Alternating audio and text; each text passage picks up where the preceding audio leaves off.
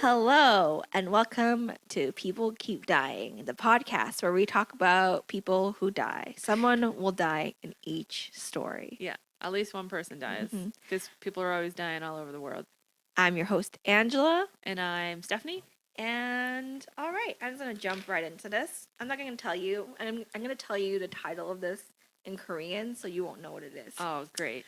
So this is the Sampoong 백화점 붕괴 사고, and I'm pretty sure my accent is really bad, but oh well. I couldn't even pretend to tell you what words any of that was. Like, I was like, oh, maybe there'll be one word that, like, triggers some sort of, like, what? And now there isn't. Well, it happened in Korea. Yes, I gathered that. And I think you'll know where this is leading up to right in the beginning, but I'm going to build you the story like I did last I don't know, because I don't know a lot about...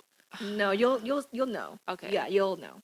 I'll know this story, supposedly. No, you won't know the story. You may not know what happened, but you'll be able to guess what's going to happen. I'm going to guess that people die. Yeah, and you're going to be super mad about it. I'm always super mad when people die. So during the lead up to 1988 Summer Olympics in Seoul, there was a large development boom in Seoul. Like, they were just building everywhere because that's what you do before the Olympics, right? Now so in 1988, because this was also just like the rise of like that area the too, economy, right? Yeah. Okay. So the Sampoong group started on the Sampoong Department Store in 1987 over a tract of land that used to be a landfill, which is always a good start. I'm sorry, did they build a grocery store on a garbage pit? Department store on a garbage pit. Okay, that's better. Mm-hmm. I mean, I don't care if it's clothing as long as my food's not. The building's original plan was meant for a residential 4-story apartment to be built by the Wusong Construction. The blueprints were then changed to create a large department store by the chairman of the building, Lee Jun. Because that makes sense. Why build houses for our people when we can just build a department store for them to way spend more money? Economy. Yeah. Yeah. So makes sense. A number of support columns were cut out to install escalators and an additional 5th floor. Okay, I'm totally creeped out by what's going to happen here. Wusong refused to build under those conditions as they were like pretty dangerous, obviously. So Lee Jun fired him and used his own building company to complete the construction. Okay, so wait, they wanted to cut out what? They wanted to cut out a couple of support columns to put in escalators. You wanted to take out your support columns? That's so lame. And wanted to build a 5th floor even though it wasn't zoned for a 5th floor. Lum means dumb and lame at the same time. I'm like sleep drunk right now. You know where this is gonna go though, right? I don't know if I know where this is gonna go. Unless someone's gonna fall down a shaft or the building's gonna collapse on them. I'm not like... The building was a flat slab structure without cross beams or a steel skeleton, which means there's no way to transfer the load across the floor. So it was shoddy marksmanship. Yep. Marksmanship? Craftsmanship. Marksmanship is shooting with the bow and arrows. I've been reading a lot of old-timey war shit. Oh, really? The floor columns were reduced to be 60 centimeters instead of the minimum 80 to 90 centimeters required for the safety of the building.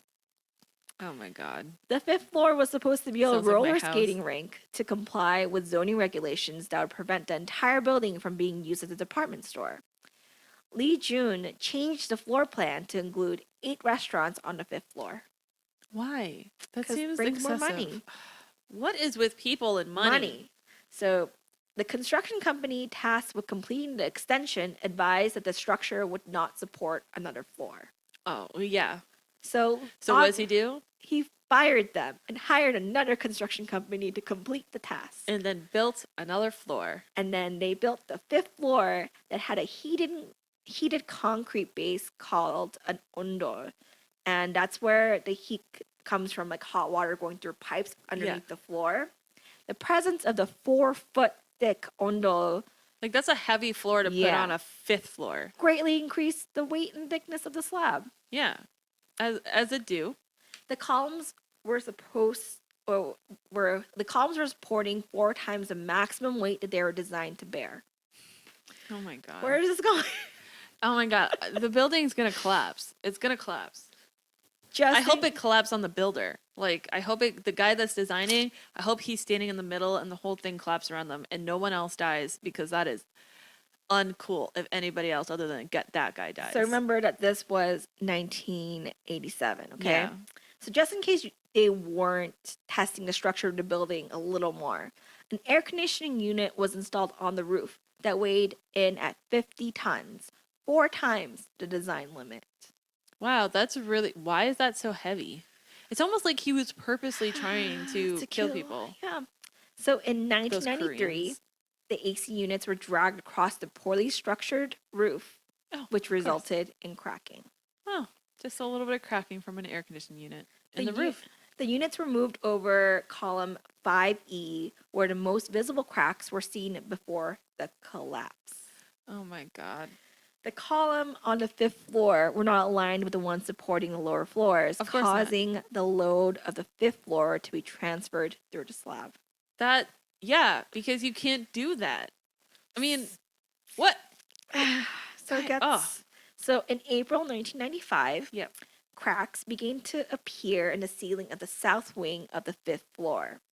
So Shocker. Lee Jun and his managerial staff moved all the stores and merchandise from the 5th floor to the basement because he put a Band-Aid on it.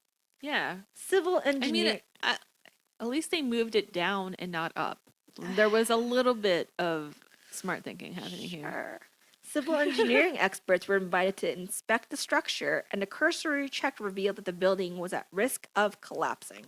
Yeah, very much so. So this is where the shit goes down. Oh no. On June 29th, 1995, a number of cracks were dramatically increased. Like just in one day? It was just like... that day.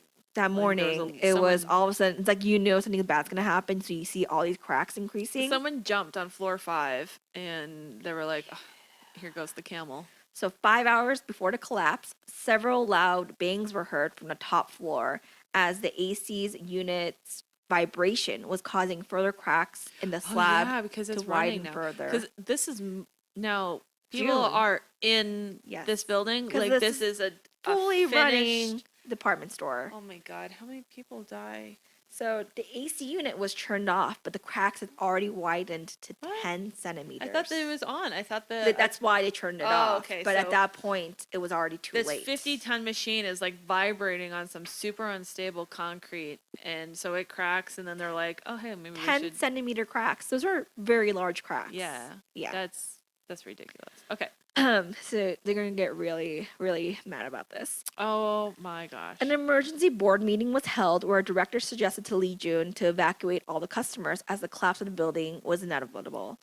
Sorry, did they have this meeting inside that building? Yes. Okay, good. As the number of customers were unusually high and they didn't want to lose the revenue, the managerial team did not issue a formal evacuation. Fuck you. I hope they got sued. But as a precautionary measure, the executives themselves left the premise.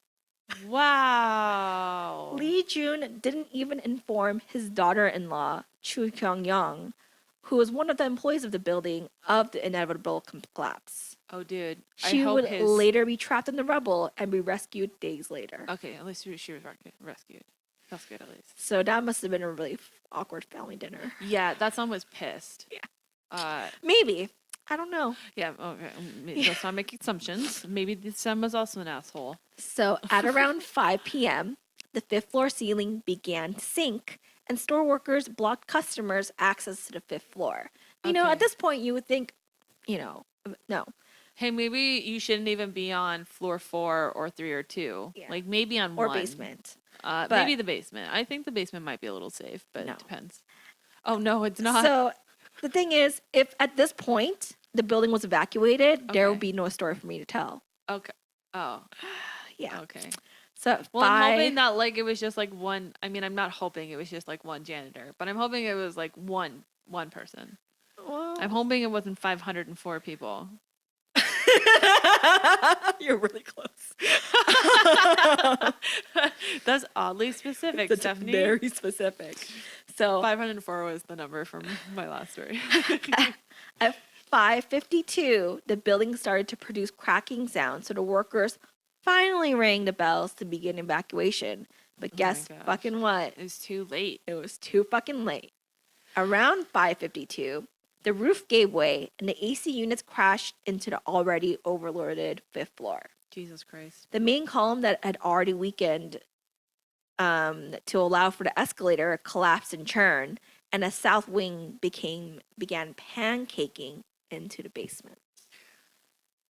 Okay, I'm just gonna let you Pretty go. quickly. Okay. Like pretty Like from much from beginning to instantly. end, it was just like it Probably was standing, a and couple then like a minutes. minute, it was just Yeah. like, and it was just dust Sorry. everywhere. Within 20 seconds, Oh shit, the that's south real fast. store's wing had given way, killing 502 people. I can hold a plank longer than 20 seconds. Yeah. And that's impressive. And trapping more than 1,500 people inside. Wow. 1,500. Okay, so they've only trapped 1,500 people, but now I know that some people have gotten out, so I'm no longer as concerned. They killed 502. 500. Oh, I was 502 people died. wow. And I was 1,500 so people close. were trapped. That was close. Yeah, so that's why I was like 502, 504, pretty close. We didn't plan this, but you know, those two people, I gave. If you didn't listen to the previous episode, you won't understand what we're talking about. So. Yeah. For me, it was like right away. I didn't like. Okay, but anyway, sorry. Rescue workers were on the scene within minutes, and heavy equipment used for rescue would be brought in the next day, as it was already like 6 o'clock. It was already 6 o'clock. Guess we'll Right. just wait till tomorrow because we don't have things called fucking flashlights. Well, I mean, no. I mean, the rescue workers were there, but the heavy equipment needed wouldn't be there until the next day. Why? I don't know What about did the that heavy one. equipment need that they couldn't arrive there that night? But this is going to make you even more mad. Oh my gosh, I'm already mad about the heavy equipment. The dead mayor of Seoul, Choi Pyong-yeol, announced the rescue to be called off due to unstable remains of the collapsed building. That is questionable because I can It'll get worse. okay, So because he's gonna be an asshole. I'm not against him for this You're gonna right be, now. but he's gonna be a big asshole soon. So massive I don't protests, support it, but I'm not against it. massive protests erupted, which compelled rescue workers to continue working because there's 1,500 people stuck there. Imagine their families, all their fucking friends. They're gonna be like, "What the hell are you doing?" So at one point, But I mean, if it's unsafe, like I understand, like not risking a life to try to like. but I mean that's like That- that yes. is part of the job. Like after watching all those TV shows about Copley, which is totally unrealistic, but watching all those TV shows about like firefighters, and Yeah. that's part of the job. Yeah, I mean that's part of the job, but I mean, If you rescue 5 people but you die, it was well worth it. It's basically like that's what happened in 9/11, right? Yeah. So yeah. At one point, yeah, but those are Americans and these are Koreans. Koreans are supposed to care more. Usually, they do. Do they? Usually. Because well, your fucking government doesn't. No, but that's like their government's kind of like a mess because they're a new government too, Okay, right? yeah, that's true. so. At one point, They're allowed to Korea. make mistakes. At one point, Korea Telecom transmitted a signal every half hour designed to trigger cell phones and pagers that survivors might be carrying, which is very smart. Ooh. Yeah, but I mean, with all of the cement and stuff and all the shit that's like blocking, like maybe it At doesn't least they're get down trying. there. I'm Yeah, not- like, do you I see commend them for trying. Verizon doing any of that shit? At least they had cell phones during this time. I mean, And wait, pagers. Yeah, this is in the 80s. This was 1996. Still, With 1980. pagers. Okay, And yeah, you pagers. get cell phones. You watched Saved by the Bell, right? 1985. Sorry, 1980. They're definitely 1995. There was some people Oh. with cell phones. You watched Saved by the Bell. He had a giant one, like those giant Okay, cell yeah, phones. Like, maybe, some people did. Not everyone, but some people did. Everyone had a pager though during that time. For sure. Yeah, I guess definitely Pagers in the were- 90s. You yeah. probably had pagers. Yeah. I think it was like the end of the 90s. But I mean, that's like I'm talking about Canada, like what it was like in Canada. Yeah. It's shocking to me that they had cell phones and pagers in Korea. They're way more advanced technology-wise, right? Because they're over there and they're closer to China, and yes, and it Korea makes makes more all sense. their it makes electronics sense. as well. My ignorance was like they've got nothing. And They Korea's live- way better with their politics than we are in ways that they actually put their presidents in jail when they're found of taking lobbyist money. But guess fucking what? We don't do that shit either. Anyway, so only 2 days after the collapse, some officials said that anybody that survived must already be dead. So they should focus more towards recovery over rescue. So I guess it wasn't the mayor. It was just officials saying that, like, well, it's 2 days. We tried. Wow. Despite Thanks for trying. right? Like, a human can last for like what, 7 to 14 days with no water and food. You can try a little bit more than just your 2 days. days. Yeah. Anyone, I feel, can survive 2 days. Yeah. Maybe Yeah. not if they're like bleeding out underneath a collapsed building on But them. some people like, can survive that. yeah, some people can. Yeah. The dude that chopped his fucking arm Yeah. off. That was longer than 2 70 days. Yeah. That was 72 hours. Mm-hmm. It wasn't 127? 127 hours. So, drunk. I'm not though. I'm drinking water. Like, I'm sleep drunk. Despite the sweltering heat, some of those who were not rescued in the first few days were able to avoid dehydration by drinking rainwater. Well, at least it rained. Yeah. The last to be rescued was 19-year-old Park Sung-hyung, who was pulled out 17 days after the collapse with only a few scratches. It's because she was younger too, so I imagine They left she's the more... youngest one in there. Well, they couldn't find her, maybe. Who knows? So, Okay. yeah, I mean, 17 days. That's good. I'm surprised she lived. She must. That poor little girl. A man rescued after 9 days said that the trapped survivors had drowned, or some of the trapped survivors had drowned from the rain and the water used to suppress the fire. Wow. So the ones who even were still in the firefighters were blowing water in and, there like, because drowning people who are surviving. That's so. The disaster resulted in 270 billion won or 216 million USD in property damage. So this trial is going to make you real mad. During the trial, Lee Jun was quoted saying, "The collapse was not only harmed customers, but also inflicted great financial damage to my company." Fuck you. Wow. Talk about some priorities. Yeah. Talk about some fucked up priorities. And Like- guess how much he was charged? Wait, what? Yeah, Lee Jun was charged with criminal negligence, not Okay. murder, and 10.5 years in prison. 10.5 years in prison. And That's in April it? 1996... For 502 people dying? I mean, yeah. better than my fucking story where nobody went to jail. Well, his sentence was reduced to 540. 7.5 years when he appealed in April 1996. He appealed it too? Yep. God, you know that dude bought his fucking verdict in sentencing. That means he was released in 2003. Wow. Lee Jun died on October 4th, 2003, months after his release from prison from complications from diabetes, high blood pressure, and kidney disease. Aw, what know. a shame. That's so sad. It's too bad that one of your fucking buildings didn't just fall on you. Wow. Because he knew it was going to fall. Like, that's what made me mad. Because it was like, you had a full hour before it collapsed, and you could have fully let people out. Yeah. And didn't. Yeah. You had more At than most, enough you would have had a time. couple of people Like, in their stores. You had months, if not years, notice. And then not even that, you had one more hour, and you were just like, nah, money's more but important. I'll leave, just in case. Yeah, but I mean, I'll get out of here. Yeah. Fuck that. And fuck the government for allowing him to get away with that. His son, Lee Han-sang, the store's president, because nepotism at its finest, because it was a son, right? Received 7 years for accidental homicide and corruption. What? Yep. Accidental homicide? Mm-hmm.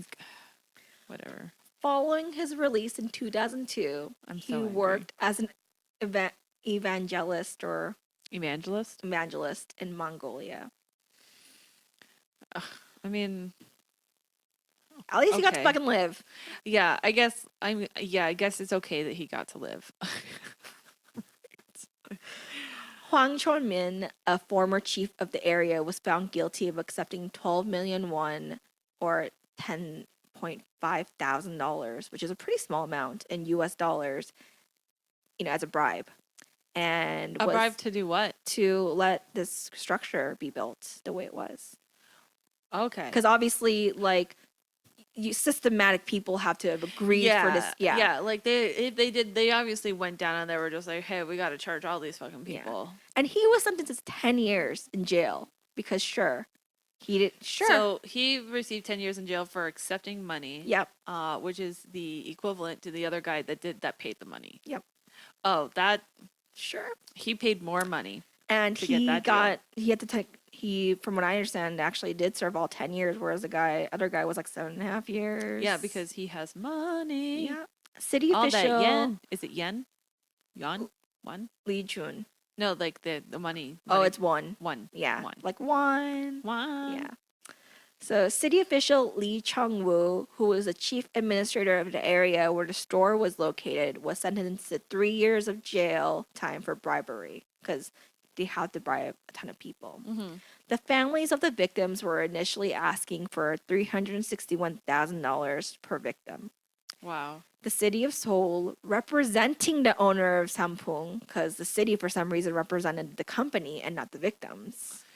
Maybe they had to for some reason. Offered $220,000 per victim, arguing that the owner could not afford more. I mean, that's a lot. Like, that's 502 people. No, Yeah. that's more than that, right? Because is this money only going to those that died or anyone that was injured as well? Injured as well. I mean, that's a substantial amount of money then. Yeah. Like, so 220,000. And you know what? I have to give it to Korea because they actually, this isn't like every American country were like, oh, let's go bankrupt and then boo boo. They didn't know that should happen. So Okay. by August of 1995, Lee Jun and Lee Han-sang signed a joint memo offering their entire wealth to compensate the victims, which led to the disbandment of the Sampoong group. Okay, good. The settlement involves 3,293 cases, totaling at 375.8 billion won, or 300 million US dollars. Good. So, I mean, I had to give it to them that at least they were held accountable and they felt some shame, unlike some of these fucking families in the US who are just like, oh, I don't want money. And they paid everything. They They lost did. everything, but And they disbanded and they killed a lot of fucking they did. people. But, people in the States probably killed more people. Yeah, but They hide it better. has one family done that? I mean, Let's Bush. ask Walmart. But depending on who you ask, I mean, Bush did 9/11. So payouts were completed by early September 2003 because it takes a long time for the payouts. Yeah. I mean, yeah, makes sense. They have to liquidize all their money, and there's a lot of paperwork that has to happen. And this was the deadliest modern building collapse until 9/11. Oh. So, but, I mean, 9/11 was a building collapse still? Yeah, I guess technically a building collapsed, but I mean, I think a plane flew into it. Yeah, I think there was one in Bangladesh in 2013. From what I read was the next most recent deadliest. But I remember this one because I was watching a Korean drama, and in the Korean drama, I think it was called Reply. I always get the year wrong, but I think it's Reply 1994 or 1992. That one is the one where she had been running to meet a guy, and then she was supposed to meet him in the building, and the building collapses, like in this mall. And then I was like, did that happen in real life? And looked it up, and I'm like, oh. Wow. Because it was, So that's crazy. And I remember this, obviously, because I was way too young. And it was so shocking. Yeah. The initial public reaction was outrage, which led to demonstrations on the streets. Yeah, I can imagine. The overall skepticism and fear regarding the safety standards on other projects undertaken during the boom in 1980s and 1990s led to a review on South Korean safety regulations. Good. As it should. Yeah. Because they're really trying. Despite the fact that, this is really awful, at least they're really trying. Yeah. And you can just feel, how much they did care. Yeah. I mean, and there's one bad apple. It's not like it was all the buildings and this one asshole was, building all the buildings. It was one shitty person who was like, I want this thing to doing happen. shitty things. Yeah. He was the Donald Trump of Korea. So levels of corruption among city officials were revealed as some of them were found to have accepted payoffs with little regard to public safety. So they did a clean wipe, which I hope that they fucking do eventually. He drained the swamp. Uh-huh. Korea drained the swamp. They actually, seem to have. But then, like if you read recent politics, it's a Like, mess. it's obviously not now, but I Yeah. mean, they did what they could. They did I'm really impressed. Like, as angry as I was with that one asshole getting away, like, you're right. He I did am. die, and he Yeah. did. He felt ashamed that like I feel a lot of rich people in America You don't know feel. what? Never underestimate shame. Shame works really Shame well. is a Have it. great tactic Yeah. to use. I'm so glad that he had the shame and he gave up his wealth too because of the shame. I don't know if it's all of his wealth, but that's a lot of money regardless of how wealthy you are. And like shame and honor is a big thing. Yeah, and I in Western appreciate that. civilizations. Yeah. Societies. They should have Western it more societies. here. They should. Yeah. Should be a bigger thing here. See, the problem is that like I feel like we overshame. Yeah. Like everything is shameful and blah blah blah. But I because mean, we like, had the Puritans. Yeah, but I mean, I want like a personal shame of you did something bad, so you should have, you should feel like you should be doing something. Like I want that kind of shame. I mean, yeah, Yeah. like religious shame where you have to repent. Yeah, I guess, but it's not really the same. The location on the collapse was requested by families of the victims to be, become a memorial for the victims. The money. Yeah. Money, money, money. So then, a luxury complex, the Acro Vista Apartments, began construction in 2001 and completed in 2004 in that location. It's an apartment. So after all that, they finally built housing. Yeah. I think, correctly. So it's probably still there. Wow. A 12-foot memorial sculpture was put in the Yangji Citizens Forest. Good. And that is the Sampoong Department Store Collapse. Wow. I didn't think you knew about that No, one. I didn't know anything about that. Didn't know anything about buildings collapsing at all. And definitely didn't call that happening until you started talking about the shoddy craftsmanship. Well, you can feel it, but then you're like hoping that it's gonna be like, oh, like 10 people, like 10 workers working in the building are gonna die, which is still awful, but not as bad as customers who trust in a company when they go into a building. Not 2,000 people. Yeah. Wasn't expecting 2,000 people. Yeah. Well, thank you for that. I like learning about. I like it when you talk to me about Korean stuff. Yeah, and for some reason, that's all I ended up looking up. Well, that's fine. All my Korean dramas. That's fair. That's fair. Okay, so my story. I'm actually gonna do a murder today. Oh my god! It's not accidental cannibalism. It's not accidental cannibalism. It wasn't accidental, but anyways, go on. It wasn't consensual cannibalism here. Lulonda Lynn Flett was born in 1971 in the community of St. Teresa Point, Manitoba. St. Teresa Point is the largest and most populated of the 3 reserves at St. Teresa Point First Nations. And this was located in the northern tip of Manitoba, and it currently homes less than 3,000 people. So not a lot of people. No. And it's First Nations, and it's 1971. And in 2003, which was the article that I received a majority of this information from, of the 521 homes in St. Teresa Point, 463 didn't have access to water.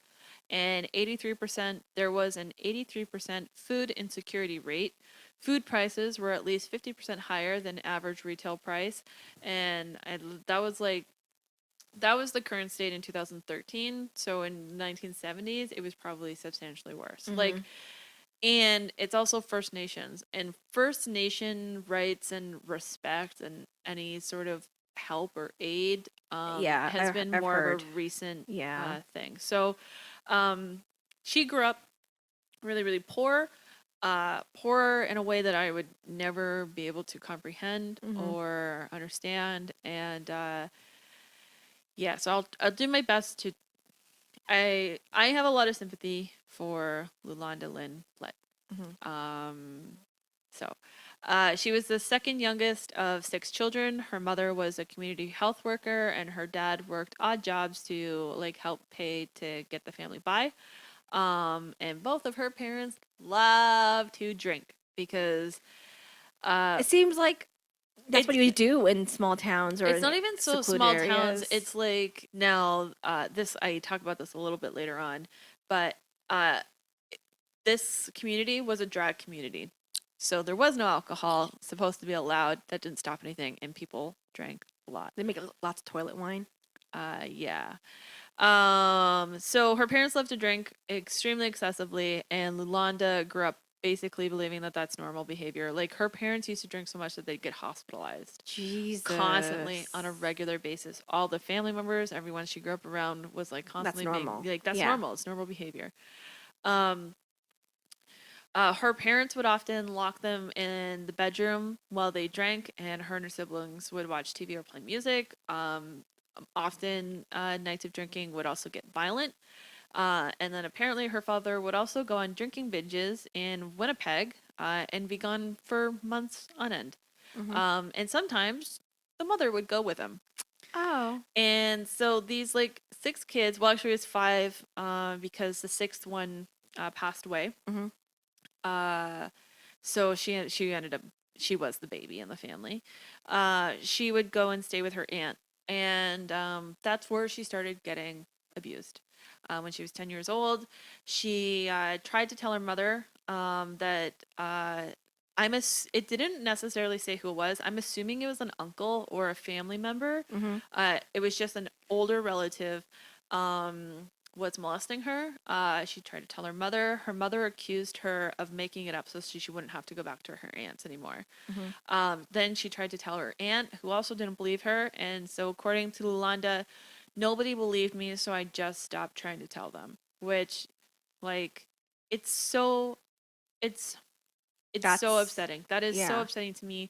That was a triggering moment for me. Believe people, like, just believe people when they say that, believe children when they say that someone is touching them inappropriately. Believe them, even if they are just acting out or whatever. You Still fucking take it seriously. believe that child, and you take care of that. Yeah. Believe that child. Please believe them, because bad shit fucking happens later on in life if they grow up thinking this way. Okay. So when she was 14 or 15, Lulonda was sent from St. Teresa Point to a residential school in Toulon, and this school was run by nuns. I don't know if you know much about residential schools, but they were really fucking bad. So Lulonda was raised in a home where Ojibwe was the main dialect, and so it was really hard for her to adjust to English. And apparently she used to get into a lot of trouble with the nuns at school because they insisted that only English be spoken. I've heard some horror stories about the residential schools, and I don't believe that it was just that they insisted that it be white. It was probably like, you fucking talk English or like we'll beat you. Yeah. Her sister, she was also at the school with her older sister, and her older sister reported that they were bullied really heavily as kids, and the other students often told them to go back to the bush where they belonged. So, you know, like, kids are the fucking worst. It's the 70s, so they're, you know, super terrible. Around this time, 1986 to 1987, she meets a young man named Brian, and she gets knocked up. After having the baby, she intends to return to school, and she went to go live with a relative. However, that didn't work out. Lulonda reported that the relative's drinking habits became an issue because it caused her to drink. Yeah. And with having the baby, she couldn't find time to go back to school because she also was trying to find a job. Yeah. So it was just like, she just had a baby. She couldn't find the time to go back to school. She was busy. Don't blame her for that. When she was 18, she met her husband, which will forever from here on in be only known as B. She would go on to have 5 children with him. He was a nice guy, she said, but nice guy B didn't stay nice for very long. She reported that he insisted that he drink with her, and often forced her to do so. He would force her to drink super juice, and super juice was something that was introduced. I shouldn't say it was introduced. It was created in these First Nation Mhm. communities because it was a dry community, so they were making their own like toilet booze. And it was created by using packets of high potency yeast, which can produce more potent alcohol than regular yeast. You just mix it with water and sugar and some pails. They would leave it to ferment for a couple of days. Then they would pour it into 2-liter bottles and sold them for $80 to $100 each. Jesus. And it was bad. Like there were reports that this destroyed the entire like generation of kids. Yeah. Like the fucking booze that they were on. But like, and like, holy crap, they were making good money. Yeah, that's all. Like That's what I for a was gonna say. super poor area, but it just goes to show like people like that's all people did was drink. Yeah, it's And like they the were only doing thing that makes them happy at this point, right? Yeah, because what else is there? yeah, They're in northern Manitoba. There's nothing really even in Manitoba to begin with, and they're in the most northern part of it. Yeah. When he wasn't forcing her to drink, he was forcing her to smoke weed and do crack cocaine. And Lulonda said that he started getting really abusive, not just emotionally, but he used to physically and sexually abuse her as well. He struggled to get a job. He cheated on her, and he was just trashed. Like he was a trash dude that was just doing drugs and drinking all the fucking time, and had, that angry testosterone was just running through his body, and was treating her like crap. So he also would sometimes lock her out of the house, take her shoes, remove the phone so that she couldn't contact anyone or, quote, run away. But I'm just thinking, like, you'd fucking run away without your shoes. Like, what do you need your shoes for? Where are you going to run away to? Yeah. He would hit her with objects. He would sometimes burn her with a cigarette. Apparently, people would often refer to her as Raccoon Eyes because she was always seen walking around with a black eye. Yeah. Never really seemed to get better. She even had him charged. One time that he assaulted her, he dragged her across the ground. She charged him.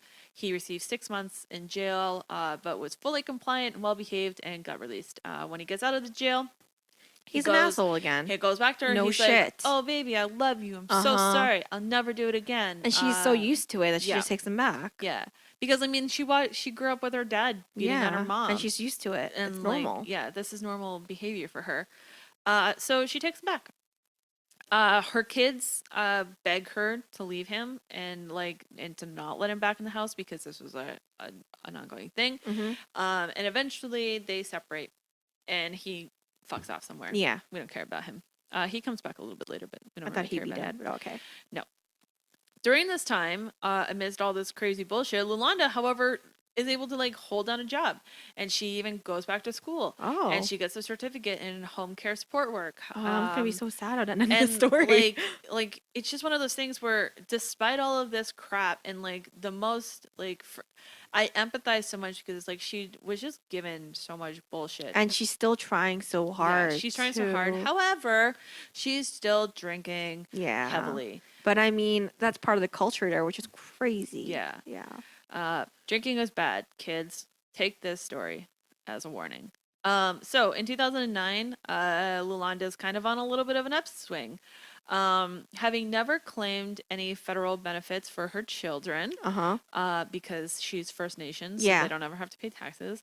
She goes and gets her taxes done properly, and the government hands her a check for $14,000. Holy. In the 70s, I should have done like a what's that worth now? But it's Probably around like 30. Yeah, I would say a good amount to someone who's fucking poor. Yeah. So even 14 for someone now would be so much money. Yeah. So she packs up their shit and they move to Winnipeg. Good. Obviously this isn't going to earn well, so I have to be positive while it's happening, you know? I wrote, fuck this poor rundown island. Let's go somewhere Winnipeg, where there's some real opportunity, but more money, more problems. So she moves to Winnipeg and she meets a man, and we're going to call him C. And C was also a great guy. Lulonda said that he was the best relationship she ever had. He never hit her, never abused her. He was always there. They spent all their time together. And she they was broke in up love. anyways. But C had some of his own troubles because he was also an alcoholic. And he was also a panhandler. And he always borrowed money to get by. And so he Probably, in my opinion, he probably was like, "Look at this bitch with all her fucking money. Yeah, let I'm me gonna go. use her. Yeah, I'm gonna go use her Yeah. for all her money." So he starts siphoning money from Lulonda, Yep. and their relationship starts getting sour because it wasn't like she was constantly getting $14,000. No. It was a one-time thing. Yeah. And so the money starts to dry up.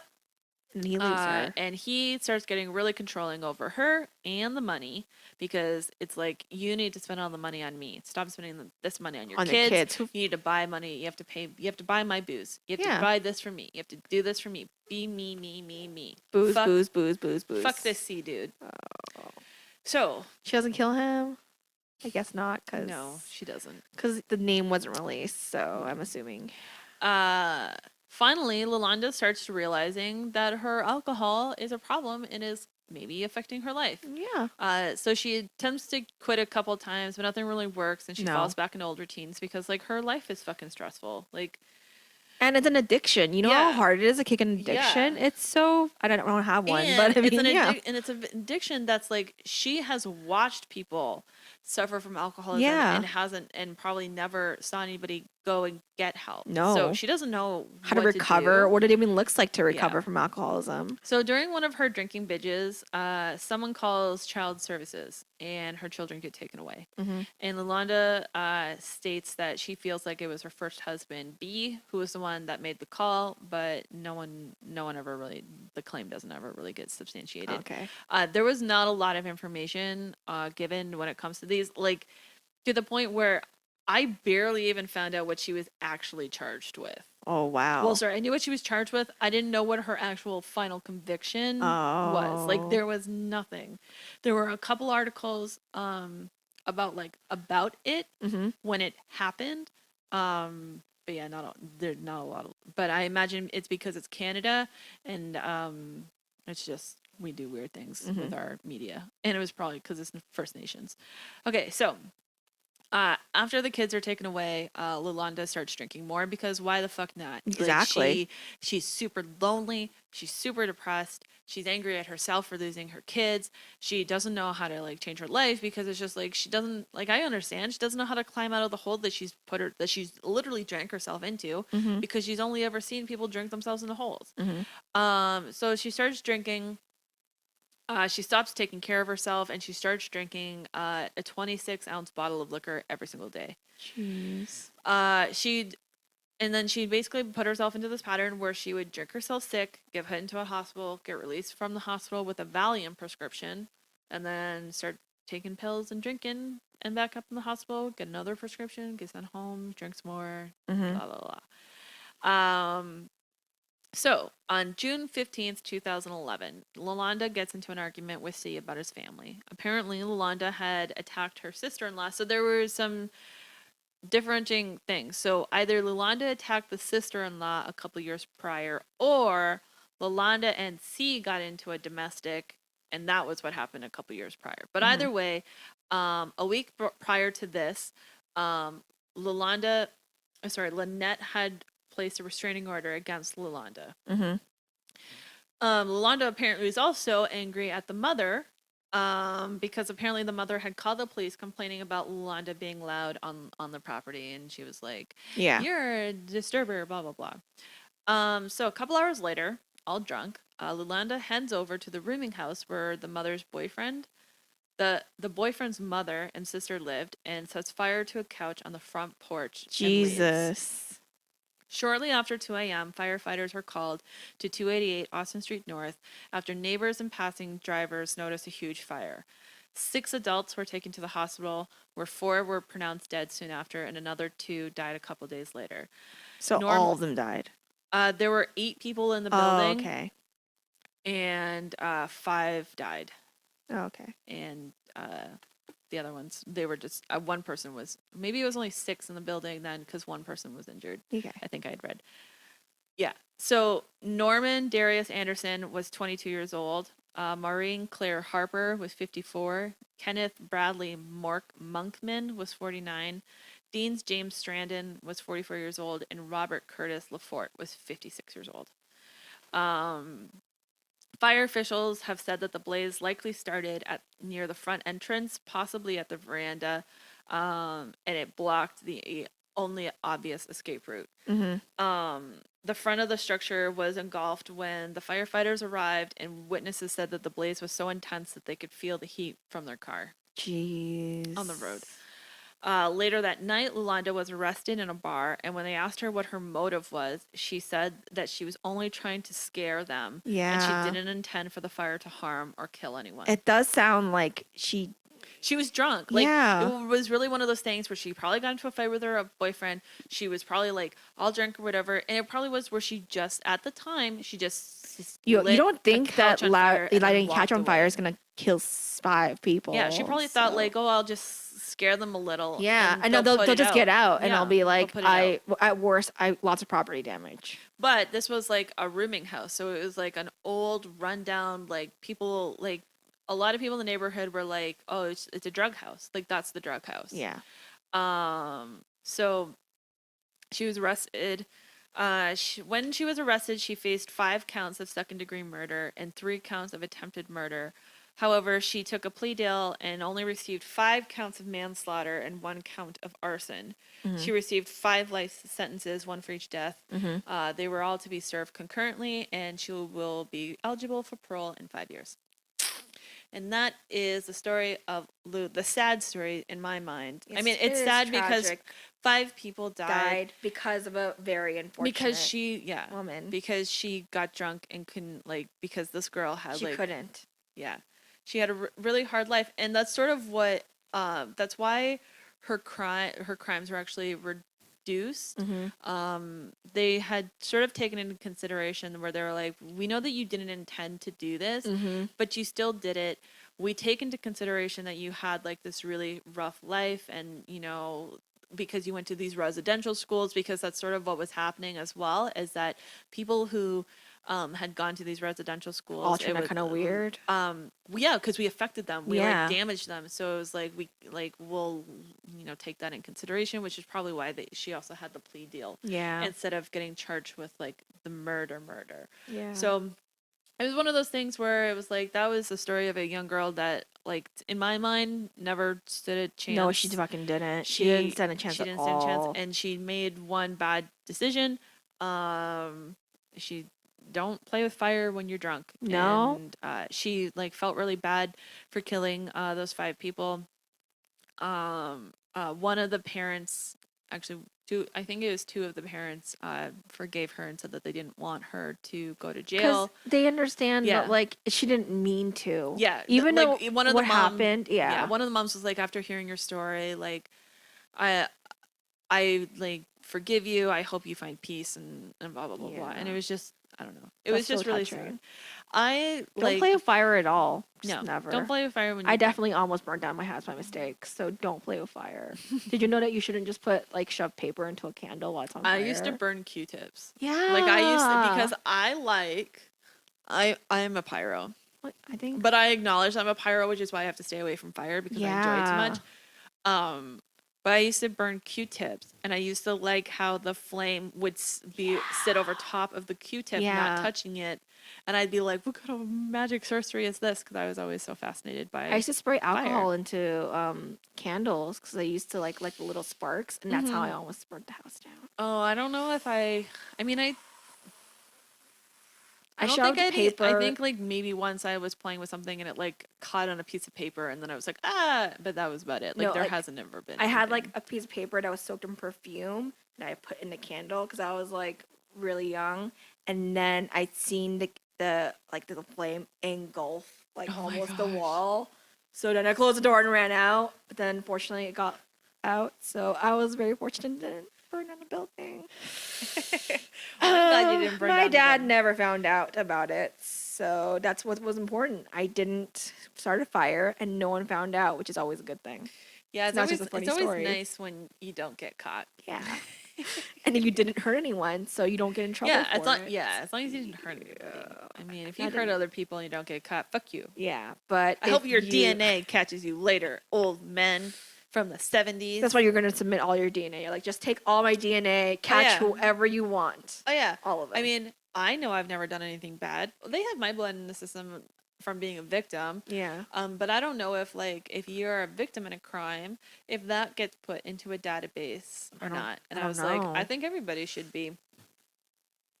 It's just like the problem always comes down to like if the government uses your DNA to predetermine certain things and then decide that they don't want to give you healthcare depending on like, Yes, and that's like that's fine. and that's- However, yeah, that's like the big argument I think for what they're afraid of what the DNA can be used for in the future. For right now, catching criminals 100%, but oh yeah.